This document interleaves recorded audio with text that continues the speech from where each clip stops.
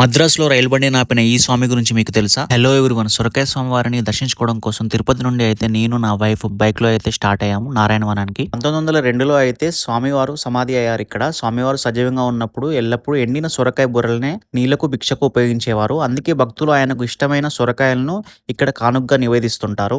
చాలా మంది అయితే స్వామివారు 200+ ఇయర్స్ అయితే బతుకున్నారని చెప్తుంటారు. టెంపుల్లో ఎక్కడ చూసినా మీకు సొరకాయలు దర్శనమిస్తాయి. తమ కోరికలు నెరవేరాలని స్వామివారికి అయితే సొరకాయలు సమర్పిస్తారు ఇక్కడ భక్తులు. నేను స్వామివారికి అర్పించిన ఆ సొరకాయ అక్కడ వచ్చిన ఒక కోతి ఎంతో ఇష్టంగా తిన్నది. సాక్షాత్తు ఆ సొరకాయ స్వామివారు ప్రతిరూపంగా వచ్చి నా కానుకను స్వీకరించినట్టుగా అనిపించింది. ఒకటి కాదు, రెండు కాదు, ఏకంగా పరిగెత్తే రైలుని తన యోగశక్తితో ఆపేసిన మహాత్ముడు సొరకాయ స్వామి. ఒకసారి సొరకాయ స్వామి రైలు ఎక్కబోతుంటే ఆయన అవధూత రూపాన్ని చూసి టికెట్ లేదని గార్డ్ ఆయనను రైలు నుంచి కిందకు దించేశాడు. స్వామివారు ఏమీ అనకుండా చిరునవ్వుతో పట్టాల పక్కనే కూర్చున్నాడు. తీరా గార్డ్ జెండా ఊపినా డ్రైవర్ ఎంత ట్రై చేసినా రైలు అంగుళం కూడా ముందు వెళ్ళలేదు. అధికారులకు వెంటనే స్వామివారి మహిమ అర్థమైంది. పరిగెత్తుకుంటూ వెళ్లి క్షమాపణలు చెప్పి స్వామిని గౌరవంగా రైలు ఎక్కించారు. లోపలికి అడుగు పెట్టారో లేదో రైలు హ్యాపీగా ముందుకెళ్ళింది. మీరు తిరుపతి వచ్చినట్లయితే ఈ క్షేత్రాన్ని మిస్ అవ్వకండి. Thank you.